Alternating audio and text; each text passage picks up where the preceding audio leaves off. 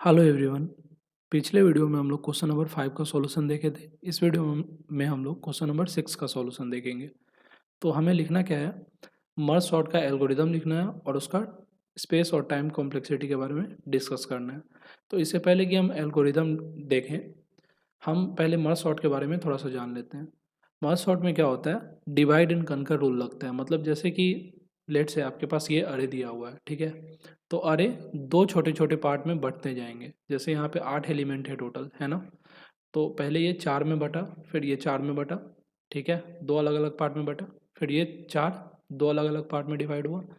फिर ये 4 दो अलग अलग पार्ट में डिवाइड हुआ। फिर उसके बाद ये दोनों में से दो अलग अलग पार्ट में, ये दोनों दो अलग अलग पार्ट में, ठीक है। इसके आगे क्या होगा, फर्दर डिवीजन पॉसिबल नहीं है, तो यहाँ से सॉर्टिंग स्टार्ट होगा। तो 7 5 का सॉर्टिंग करेंगे तो 5 7 आएगा, है ना। 2 4 का करेंगे तो ऐसे का ऐसे ही रह जाएगा। देन फिर 1 6 का करेंगे तो ऐसे ही रह जाएगा। 3 0 का करेंगे तो 0 3 आ जाएगा, है ना। इसके बाद जब ये वाला स्टेप हो गया, है ना, तो यहाँ पे तो सॉर्टेड अपने को मिल गया, लेकिन इसके बाद भी तो करना होगा। तो 5 7 2 4 को अब सॉर्ट करना होगा। तो यहाँ पे आएगा 2, यहाँ पे आएगा 4, यहाँ पे आएगा 5, यहाँ पे आएगा 7, है ना।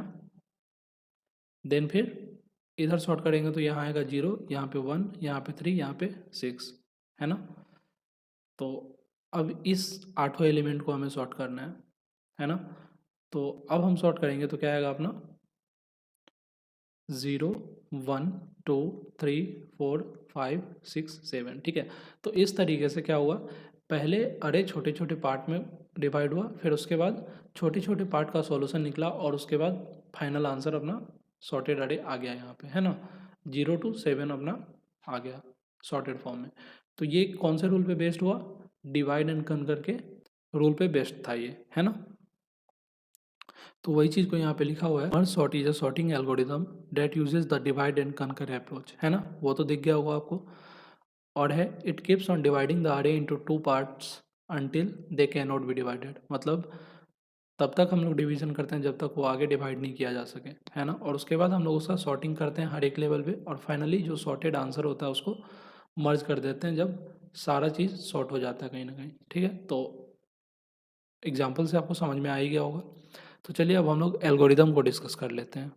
तो इसका एल्गोरिदम कुछ ऐसे है, if P less than R, if P less than R, P अगर आर से छोटा होगा, then Q goes to P plus R by two. क्या था, कुछ समझ में तो नहीं आया होगा, फिर से समझिए। यहाँ पे क्या है, 8 एलिमेंट है। तो इस साइड को अगर हम इसको दो पार्ट में डिवाइड करेंगे, तो ये पी मान लीजिए, ये आर मान लीजिए पार्ट, ठीक है।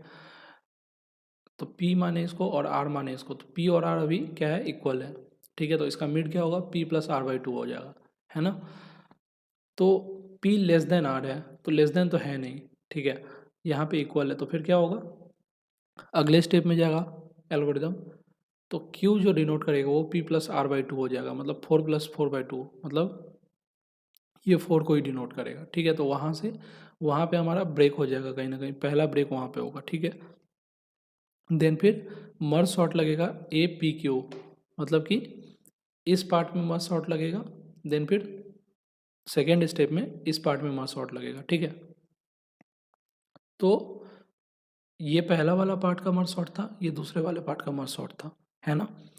उसके बाद क्या हुआ, जब ये लूप चलता रहेगा, ये लूप चलता रहेगा, ये तब तक चलेगा जब तक लास्ट में हमारे पास और भी फर्दर डिवाइड नहीं किया जा सके एरो को, है ना।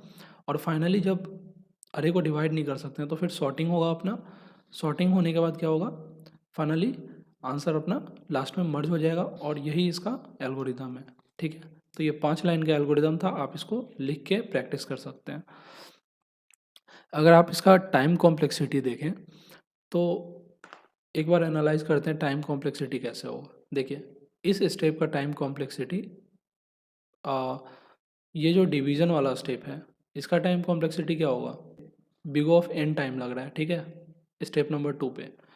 और ये आधा का सॉर्टिंग हो रहा है, ये आधा एलिमेंट का सॉर्टिंग हो रहा है, मतलब ये फर्स्ट पार्ट का सॉर्टिंग हो रहा है, ये सेकेंड पार्ट का सॉर्टिंग हो रहा है। तो T of N by two इसका टाइम कॉम्प्लेक्सिटी ले लीजिए, और इसका T of N by two इसका ले लीजिए, है ना, फोर्थ का। तो ओवरऑल क्या आएगा, आ जाएगा अपना डिफरेंस रिलेशन, एक तो कांस्टेंट आ जाएगा जो इसका हो जाएगा प्लस, या फिर n मान लीजिए n प्लस 2t n/2, इस तरीके से इसका रिकरेंस रिलेशन कुछ बन जाएगा, है ना। तो अगर इसको आप सॉल्व करोगे मास्टर थ्योरम से तो क्या आ जाएगा आंसर, ए क्या है 2 है, बी क्या है 2 है, ठीक है। तो लॉग बेस बी और पावर में ए है, ठीक है। तो ये 1 के बराबर हो जाएगा, है ना। तो अपना जो n के पावर में क्या है 1 है, तो n इज इक्वल टू के आ रहा है ना। तो इस केस में क्या होता है, सेकेंड वाले पे आते हैं, है ना। तो इसका जो टाइम कॉम्प्लेक्सिटी आता है वो आता है n log n, है ना। तो मर्ज सॉर्ट का जो टाइम कॉम्प्लेक्सिटी आ जाएगा वो n log n आ जाएगा, है ना। अगर स्पेस कॉम्प्लेक्सिटी की बात करें तो it takes big of n space as we divide the array and store it into them. मतलब कि बिग ऑफ n स्पेस लेता है ना। हम लोग क्या करते हैं, टेम्परली क्या करते हैं, अरे को डिवाइड कर रहे होते हैं और स्टोर कर रहे होते हैं, ठीक है। तो वो सब टेम्पोररी में होता है, और जो सॉर्टिंग जो होता है वो फाइनल एक ही स्टेप में होता है कहीं ना कहीं। तो जो अपना स्पेस लगता है वो बिग ऑफ n के बराबर लग जाता है, ठीक है। तो मर्ज सॉर्ट का जो टाइम कॉम्प्लेक्सिटी आ जाएगा वो आ जाएगा अपना big of n log n, और स्पेस कॉम्प्लेक्सिटी आ जाएगा वो बिग ऑफ n आ जाएगा, ठीक है। अब सेकेंड पार्ट में था define collision in hashing, explain briefly different methodologies to resolve collision. तो कॉलिजन को हमें डिफाइन करना है और उसके बाद अलग अलग टेक्निक्स बताना है जिससे हम लोग कॉलिजन को रिजॉल्व कर सकते हैं, ठीक है। तो सबसे पहले कॉलिजन में क्या होता है, जैसे मान लीजिए लेट से आपके पास कुछ कीज़ दिए होंगे, ठीक है। जैसे मैंने यहाँ पे एग्जांपल के लिए 2 है, 4 है, 6 है, 9 है, 7 है, ठीक है। ये कीज है। तो अगर हमें इसे एक टेबल में इंसर्ट करना है, ठीक है, एक टेबल में इंसर्ट करना है, टेबल में इंसर्ट करना है, इसका साइज मान लीजिए 5 है, 0 1 2 3 4, ठीक है। इसका साइज क्या है 5 के इक्वल है। तो जो अपना इंडेक्स बताएगा, इंडेक्स जो बताता है वो होता है के मॉड साइज, जनरली ऐसा होता है, ठीक है। के क्या है की, तो की 2 मॉड साइज क्या है अपना 5। तो 2 मॉड 5 करेंगे तो कितना आएगा, मतलब 5 से 2 को डिवाइड करेंगे तो कितना रिमाइंडर बचेगा, 2 बचेगा। इसका मतलब जो अपना ये जो 2 है, 2 यहाँ पे स्टोर हो जाएगा, ठीक है। उसी तरह 4 को डिवाइड करेंगे हम 5 से तो 4 अपना रिमाइंडर बचेगा, तो 4 कहाँ पे स्टोर हो जाएगा, यहाँ पे स्टोर हो जाएगा, ठीक है। देन फिर 6 हमें स्टोर करना है ना।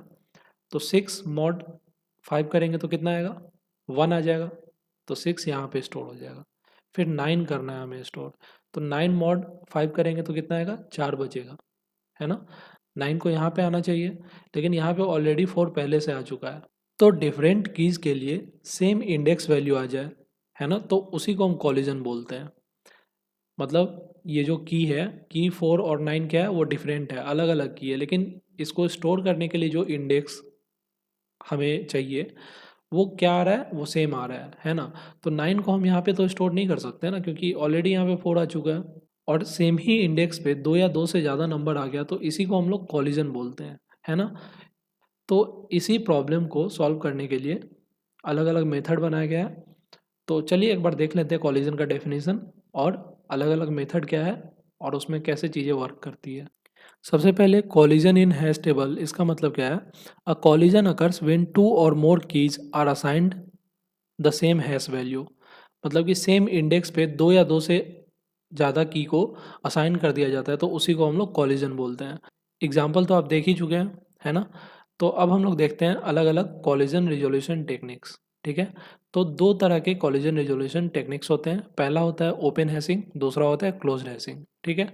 ओपन हैशिंग में सबसे पहला आता है चेनिंग, क्लोज्ड हैशिंग या ओपन एड्रेसिंग इसको बोलते हैं, इसमें आता है लीनियर प्रोबिंग, क्वाड्रेटिक प्रोबिंग और डबल हैशिंग। तो देखो चैनिंग में क्या होता है, चैनिंग में कुछ नहीं होता है, जैसे पिछले वाले एग्जाम्पल में क्या हो रहा था कि अपना जो 4 आ रहा था और जो 9 आ रहा था, 4 और 9 जो आ रहा था वो सेम ही जगह पे आ रहा था।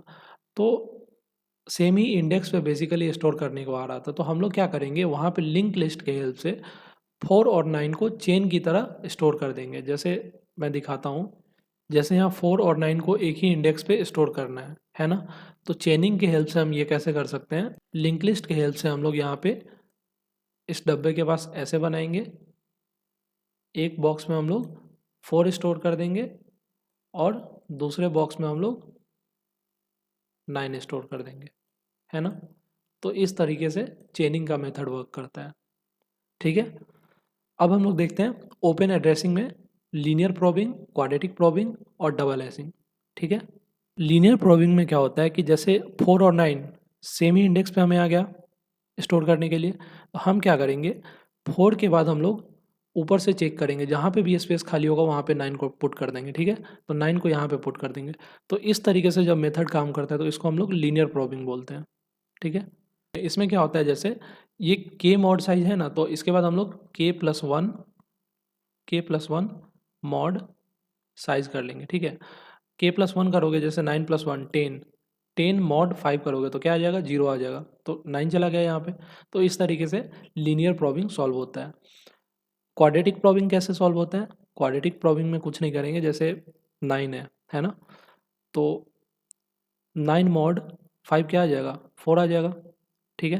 तो 4 तो पहले से ही यहाँ पे स्टोर्ड है ना। तो अब 9 को हम कहाँ स्टोर करेंगे, 9 को स्टोर करेंगे 4 प्लस आई स्क्वायर इंटू 1, ठीक है। तो आई स्क्वायर का वैल्यू क्या है, आई का वैल्यू सबसे पहले हम लोग 1 मानते हैं एक तरह से, ठीक है। आई को 1 मानेंगे तो 4+1 फिफ्थ इंडेक्स पे हम लोग ट्राई करेंगे इसको पुट करने का। तो फिफ्थ इंडेक्स है नहीं यहाँ पे, तो ये वापस से ऊपर जाएगा और यहाँ पे आ जाएगा, है ना। तो हम लोग 9 को यहाँ स्टोर कर सकते हैं, ठीक है। उसी तरह 7 को हम कहाँ स्टोर करेंगे, 7 मॉड 5 करोगे तो क्या आएगा, 2 आएगा। 2 तो ऑलरेडी भरा हुआ है, तो 2 को कहाँ स्टोर करेंगे हम लोग, 2 को अगर हम लोग चेनिंग के हेल्प से करेंगे तो 2 के साथ यहाँ पे 7 आ जाएगा, ठीक है। तो ये चेनिंग के हेल्प से हुआ। अगर हम लीनियर प्रॉबिंग के हेल्प से करेंगे तो अपना 7 यहाँ कहीं आ जाएगा, है ना। लेकिन वही क्वाड्रेटिक प्रॉबिंग के हेल्प से करेंगे तो सबसे पहले तो 7 मॉड 5 आएगा, तो ये आ जाएगा 2, और फिर उसके बाद क्या आएगा, 2+1² इंटू 1, तो 2+1 = 3, 3 मॉड 5 करेंगे तो क्या आएगा, 2 आएगा, है ना। तो वापस से ये इसी जगह को एक तरह से क्या कर रहा है, डिनोट कर रहा है ना। तो ये यहाँ पे प्रॉब्लम हो गया कहीं ना कहीं क्वाड्रेटिक प्रॉबिंग के केस में। तो क्वाड्रेटिक प्रॉबिंग का कुछ डिसएडवांटेजेस भी है, जैसे कभी कभी टेबल में वो प्लेस ही नहीं आएगा या फिर सेम ही प्लेस पे बार बार रिपीट हो जा रहा होगा, तो ये सब प्रॉब्लम है क्वाड्रेटिक प्रॉबिंग का। क्वाड्रेटिक प्रॉबिंग समझ में होगा। अब इसके बाद डबल हैशिंग समझते हैं। डबल हैशिंग में क्या है, it utilizes 2 hash function to determine the probe sequence. मतलब इसमें 2 अलग अलग हैश फंक्शन होगा जिसके हेल्प से हम लोग जो भी सीक्वेंस है या जो भी की वैल्यू को हमें इंडेक्स पे पुट करना है वो हम पुट करेंगे, ठीक है। अगर पहली ही बार में हमें इंडेक्स का वैल्यू मिल रहा है, रिपीट नहीं हो रहा है, ठीक है, तो हम लोग तो उसे उस पोजीशन पे पुट कर देंगे। लेकिन लेट से अगर वो रिपीट कर जा रहा है, पोजीशन या इंडेक्स रिपीट कर जा रहा है, तो उस केस में हम लोग जो दूसरा हैश फंक्शन होगा उसका हेल्प ले रहे होंगे, ठीक है। तो यही चीज़ होता है डबल हैशिंग में। तो उम्मीद है कि आपको कोलिजन रेजोल्यूशन टेक्निक समझ में आया होगा। एक बार हम लोग इसको कंपेयर कर लेते हैं तीनों को। तो कंपेयर करते तो चेनिंग में क्या होता है, efficient for high collision scenarios, मतलब बहुत ज़्यादा कॉलिजन हो रहा होगा तो चेनिंग बहुत ज़्यादा इफिशियंट होगा। Requires extra memory for link list. Disadvantage जो चेनिंग का है वो है कि एक्स्ट्रा मेमोरी चाहिए होता है, ठीक है।